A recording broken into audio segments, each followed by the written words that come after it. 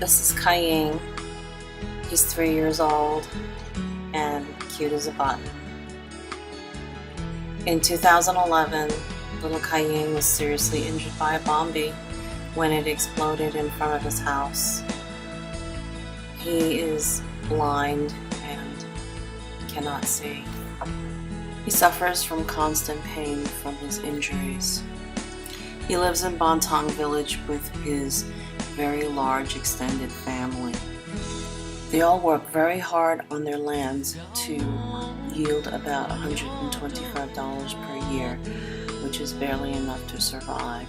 Though it may seem that they live a very poor life, in fact they have a very much richer life in family.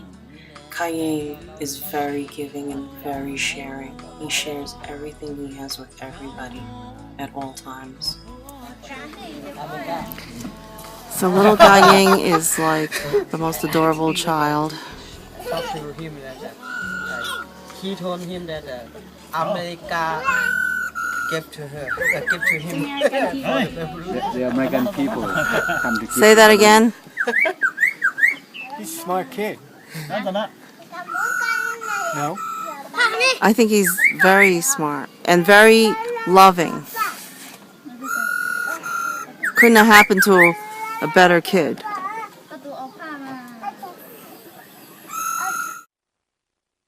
Everyone talked about Vietnam.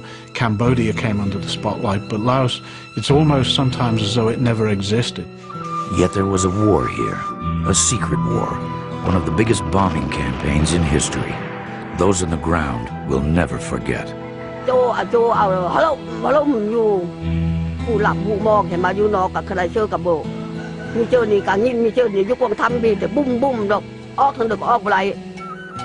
Laos, a tiny corner of Southeast Asia, saturated with unexploded bombs.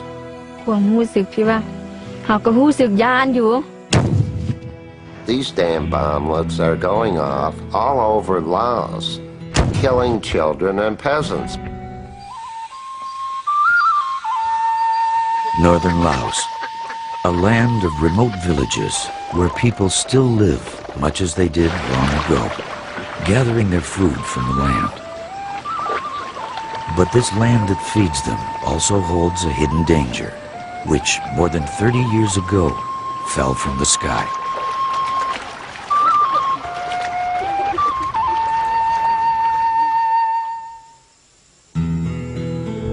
Between 1964 and 1973, the United States conducted a massive air war against Laos, dropping so many bombs as to make Laos, with its 2.5 million people, the most heavily bombed country in history.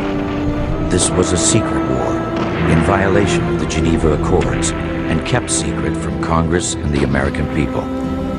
The most feared type of bomb used was a newly developed weapon known as a cluster bomb. An estimated 90 million cluster bombs were dropped on Laos. Many never exploded, leaving the countryside littered with millions of unexploded bombs, or bombies. I read the figures, the 9 years of bombing, the tonnage, all the rest of it, but I'd never seen a landscape like that. It was unimaginable. I had never ever experienced anything on that scale from a technical point of view. I'd seen big minefields. I'd seen some of the horrific situations that happen from scatterable mines in Afghanistan, but I'd just never seen a society that was so impregnated with ordnance.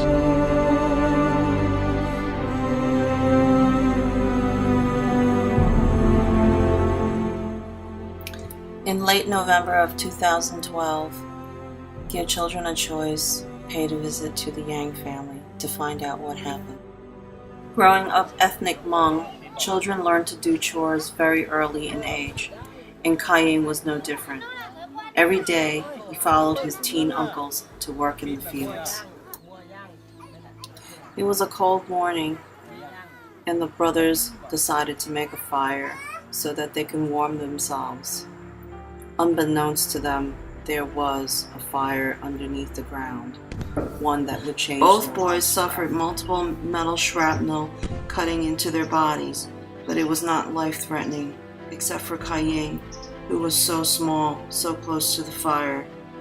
The flying hot metal, razor-sharp metal pieces sliced into his nose, up to the back of his nasal passage, and lodged in the back of his orbital socket. Kayeng's dad immediately ran out of their hut and raced to the area where Kayeng got hurt, and he picked him up, and he never lost consciousness. He just kept saying, "Paul, I'm in pain. Paul, I'm in pain." Ironically, Lao doctors are not trained in trauma surgery and have no experience in taking care of trauma victims that have been hurt badly by bombies. The typical way of taking care of a bombie victim is to amputate and stitch them together. Meet Dr. Nattawut Wanumkarng, one of Bangkok's rising stars in the world of ocular surgery. He practices his art and science at the prestigious Bumrungrad International Hospital in the heart of Bangkok. There, he works his magic on a varied set of high-profile people, such as Saudi princes and even celebrities, who seek him out because of his excellent skills. Affectionately called Goff to friends and family, Dr. Nattawut has another side to him. He has a passion for helping people who cannot afford his services.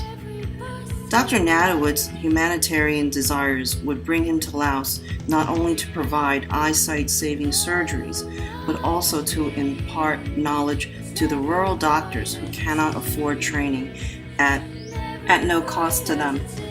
In Laos, his sidekick is Dr. Petsamon, a brilliant Lao eye doctor who was very instrumental in introducing Give Children a Choice to Dr. Nattawut. This is Dr. Nattawut and Kayeng's first meeting. It was definitely not love at first sight. Kayeng was struggling, very frightened, and scared of what was happening. There was definitely no trust involved. After his examination and gathering all of the evidence, he would talk to the parents and everyone else. Dr. Nattawut explains the seriousness of Kayeng's extensive injuries. He recommends having the surgery done in Bangkok rather than here in Laos, since it lacked modern equipment and experienced personnel. It was a very scary time for the Yangs. They were simple country folk, and this was a little bit over their heads. It was also a very scary time for Give Children a Choice, since this is something very new to them and they had never encountered such a situation like this before. Sensing our intrepidation, Dr. Nattawut kindly recommended that he do the surgery at no charge, and he would also be asking his fellow physicians to also donate their services to help Kayeng overcome this great tragedy that has happened in his life. To him, it was about righting the wrongs of the past. The good news came very quickly. Dr. Nattawut told us that he was scheduling surgery very soon. Please come. Since Kayeng's eyes were in a questionable state, it was not advisable to take an airplane, so Give Children a Choice drove all the way to Bangkok.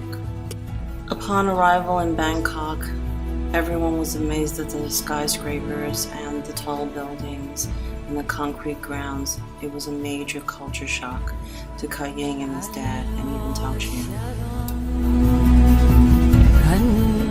As soon as Kayeng arrived at Bumrungrad International Hospital, he was met by a slew of doctors and nurses ready to give him their best medical attention. Unfortunately, as fate would have it, he developed a very serious respiratory infection. The surgery would have to be delayed until he was well again. Immediately, he was put on antibiotics and cold medicines with multiple nebulizer treatments daily to clear up the phlegm. It would take over 7 days of extra care to clear him up for surgery and to run the necessary tests to rule out whether or not he had any function in his eyes. Sadly, there was none. The bombie had done its damage. Finally, the big day came where Kayeng had to be admitted to surgery. Many things ran through our minds. Would he survive surgery? What would he look like? How would he feel? Our fears and trepidation were quickly allayed by Dr. Nattawut meeting us and speaking with us. By the time it was time for Dr. Nattawut to go into surgery, all our fears were allayed and we were happy and confident that he would do his best for our little Kayeng.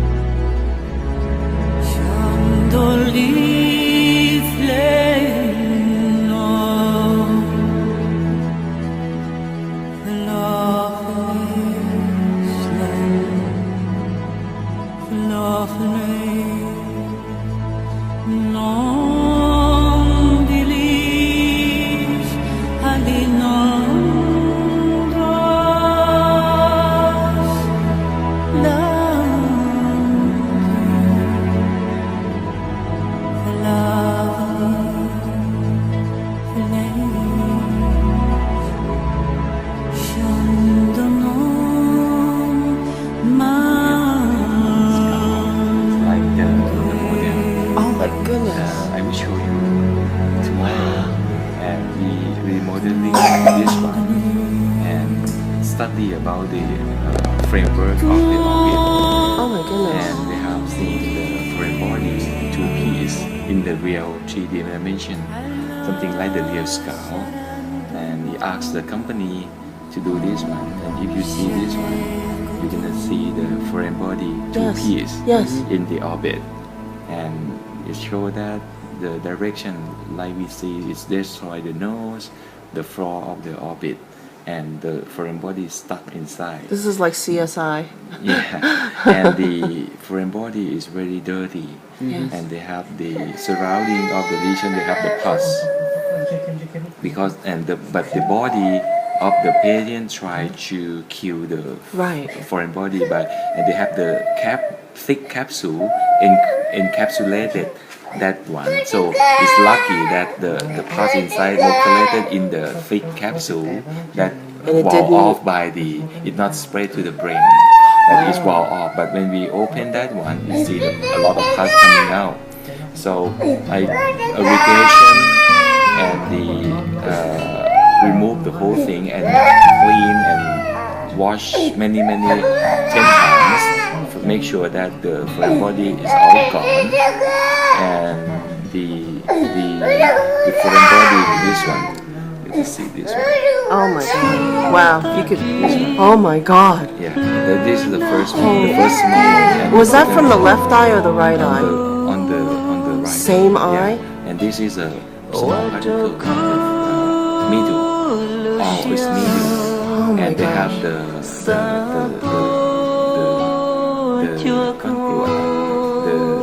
the particle of the soil and the rocks. The dirt, the rocks.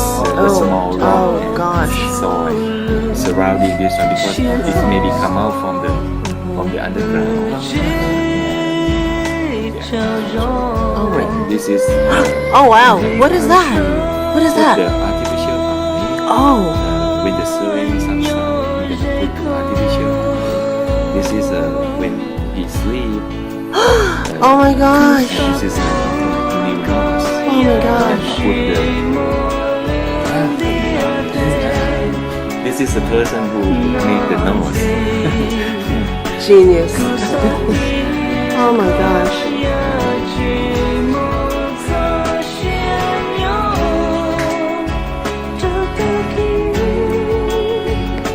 So let me get this straight. You put in a prosthetic. Yeah. Adjust the volume of the orbit. Oh. So I decided not to remove the eye on the left yet because of the volume is inappropriate volume. So I see. we can put the artificial eye inside. And because this one is a lot of sweat, inflammation. Yes. So quite so difficult to adjust the volume on both sides. We try to put this one, it look fine. And I think we remove this one and let the series subside and then put the other eye pretty symmetrical. But on this eye, it's not maybe too invasive to do on the left side. So we can wait. It's better because we can do both eyes. After surgery, it will be too invasive. And I think when you put the other eye, it looks pretty good and look quite so similar. Look, Raccoon. Look. Yeah. This is after put the artificial eye, so it's look quite fine. So we will follow this one first. So you think that maybe you will be removing the right eye at some point? Yes. And we need to put the intravenous antibiotic for control infection.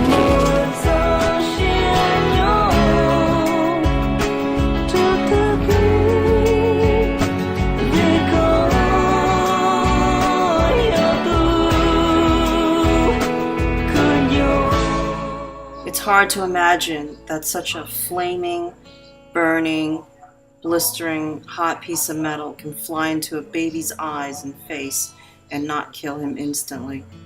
This alone was a miracle.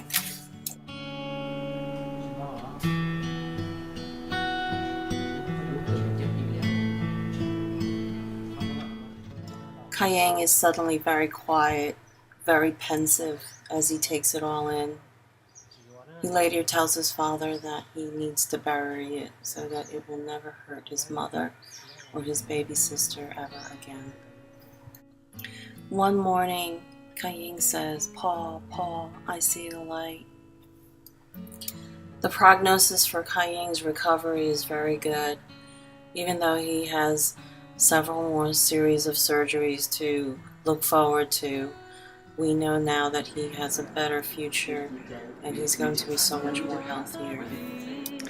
I think they said that they're going to take the stent out next week, which is a big difference from a year. So it's been a long 2.5 weeks waiting for Kayeng to recover well enough to go home. Here is Dr. Nattawut giving Kayeng one of his last checkups before he gets the green light to go home.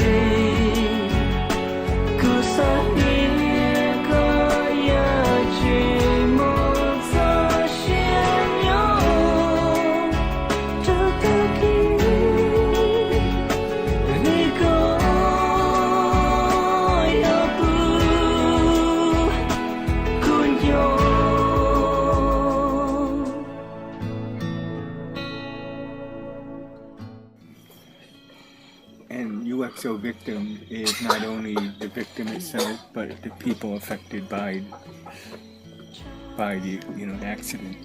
So how are you feeling after seeing Kayeng today? Well, I hope. Well, we've had this whole discussion. Our concerns are realities. Whole string of concern, cleanliness, environment, getting to finish the operation, then there's the future. So we're here today, and Kayeng has suffered a relapse and not doing very well today. He's got a fever and he's got a respiratory infection that's mad crazy. Back to where he was. My concern right now is that he has an operation on April 18th, and I'm just wondering if he's going to make it. This is very serious. This bombie has ruined his entire life. He's going to be going to hospitals, in and out, and he'll never get better. That's his life. And it's a shame. How does he stent? I don't even think the stent looks too good, believe it or not. The stent is sticking out so much. Just getting pushed out. Exactly. So, I would like to even get him to the hospital sooner. Let me ask. Ask Wakun, had the stent come out and they had to push it back in? ทอได้รุดออกบ่ทอดังได้รุดออกบ่แล้วเข้าคืนมา Yes.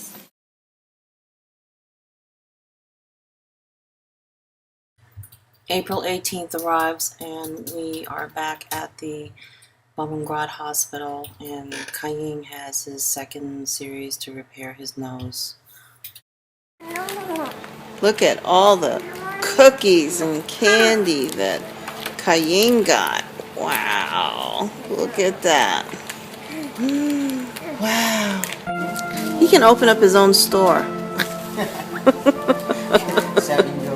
Tell Barkun that. กุ้งอันนี้จะเอาไปบ้านเราไปขายที่บ้านเราก็ได้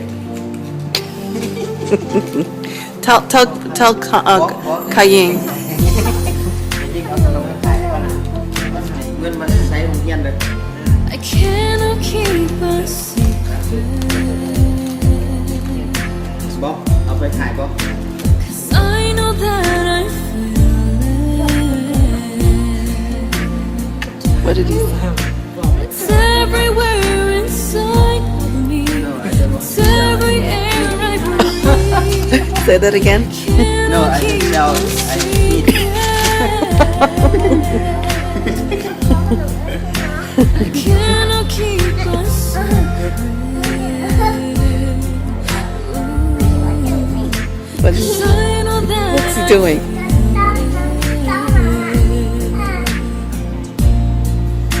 He's everywhere inside of me.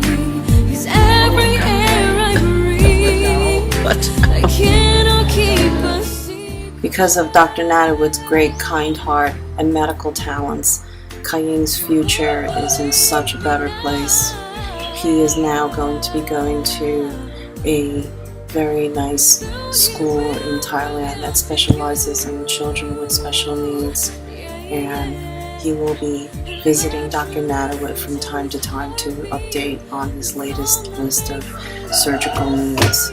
Thank you, Dr. Nattawut.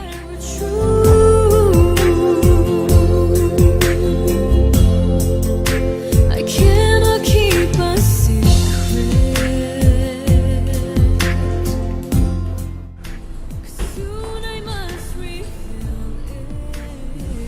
Good. บอกเราให้รักษามันให้ออก He's the one who gave. He's the one who lives. I cannot keep a secret.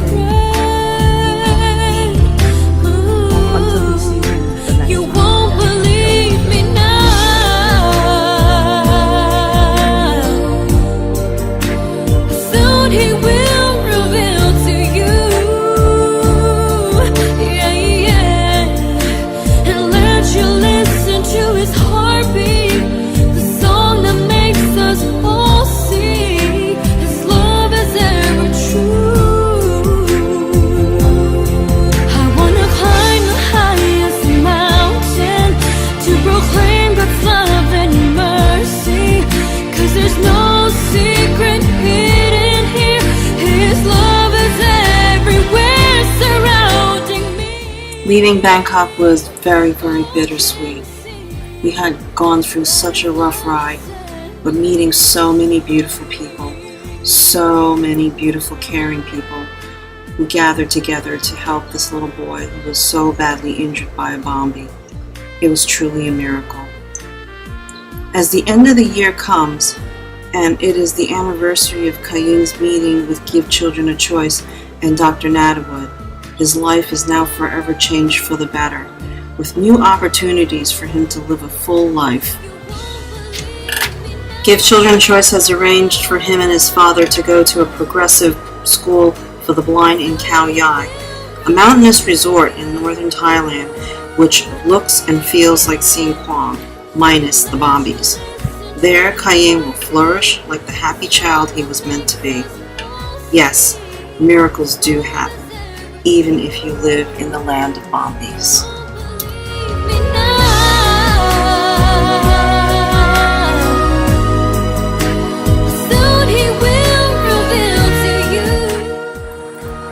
As Kayeng returns home to his mom, he is very happy just to be with her and the entire family.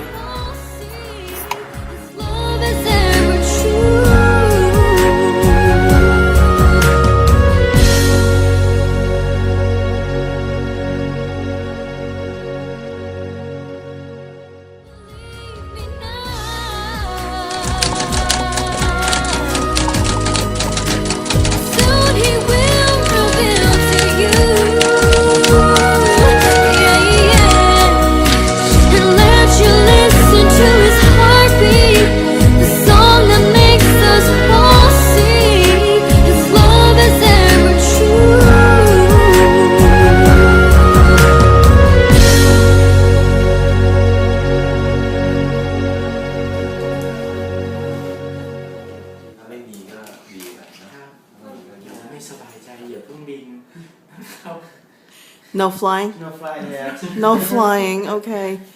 When can he fly? Several months from Oh, now. oh, okay, all right. No wings. No wings. Okay.